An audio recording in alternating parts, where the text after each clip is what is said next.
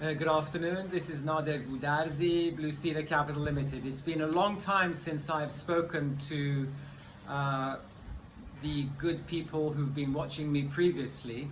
Right now, the US market and the global markets essentially are on a crossroads, deciding whether the US economy is on a sharp upward growth path or whether we have seen the peak in inflation and the US economy will find a path that is effectively moderate inflation, moderate growth, with the bottlenecks in the economy easing up now that COVID is reaching a final phase, albeit unresolved.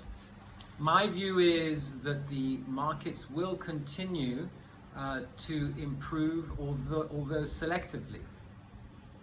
And the sectors that will do well are those where you see material profits today as opposed to a promise of growth in the future.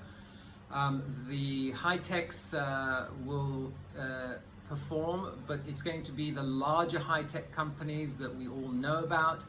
The financials will perform, but also selectively high yielding stocks with good solid dividends that are secure.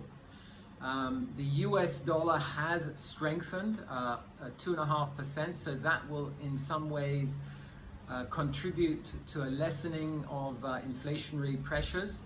I'm of the view that the US government bond market is reflecting sentiment correctly, and the fact is the yields on US government bonds are trading at the lower end of their trading ranges, the lower end being the lowest point at which they've traded in the last 7 months.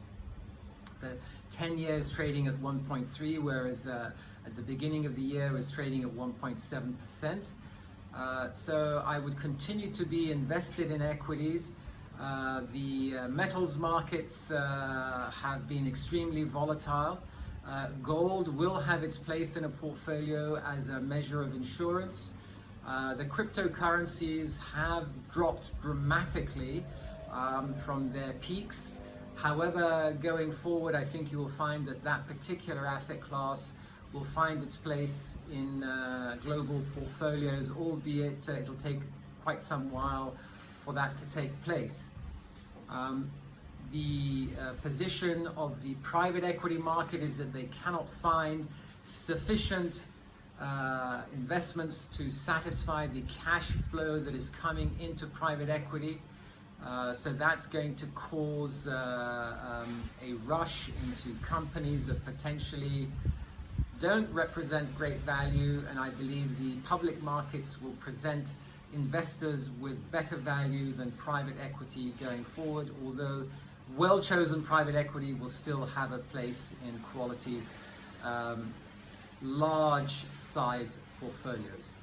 Thank you for listening, and speak to you soon.